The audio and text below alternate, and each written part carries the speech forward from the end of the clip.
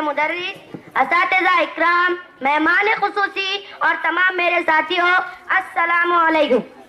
آج بتاریخ 24 دسمبر 2022 کو یہاں ہم تقریری مقابلے کے لیے جمع ہوئے ہیں۔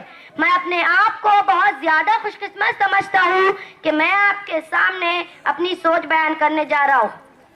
آج میں آپ کے سامنے مثبت سوچ اور مثبت کردار کے تعلق سے 2 حروف بیان کروں گا۔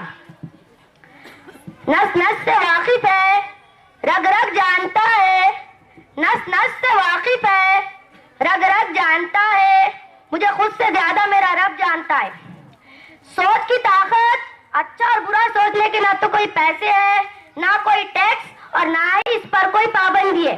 آپ جیسا چاہے بے اختیار سوچ سکتے ہیں، لیکن پھر بھی تعجب کی بات ہے کہ لوگوں کی اکثریت انہیں چھوٹا سوچتی ہے، یا پھر ان لوگوں کا آس پاس کا ماحول یا آس پاس کے لوگ، ان کا سماجی محل وقوع یا ان کی بچپن کی تربیت، وہ حالات و اقساط ان کو چھوٹا سوچنے پر مجبور کرتے ہیں۔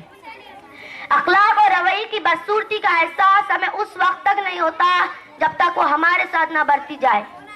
کسی کی تعلیم دیکھنی ہو نا، اس کی ڈگری دیکھنے کی کوئی ضرورت نہیں، تھوڑی دیر اس سے بات کر لو، اس کی زبان اور اس کا رویہ سب بتا دیتا ہے۔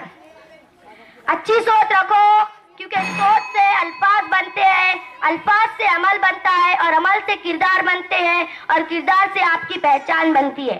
میرا یہ ماننا ہے کہ اس فلسفہ تجزیہ کو ایک عام آدمی سمجھ لے تو ہر شخص اپنی زندگی میں غیر معمولی واقعی تبدیلی لا سکتا ہے۔ اپنی سوچ کو بڑا اور بہتر بنانے کے بعد جو آخری چیز رہ جاتی ہے وہ انسان کا عمل یعنی ایکشن۔ اگر پلان اچھا بنا لیا لیکن ایکشن ہی نہ لیا تو اچھی اور بڑی سوچ سے مذکورہ نتائج کا ناممکن ہے۔ اتنا کہہ کر میں اپنی تقریر اس شعر پہ کہوں گا۔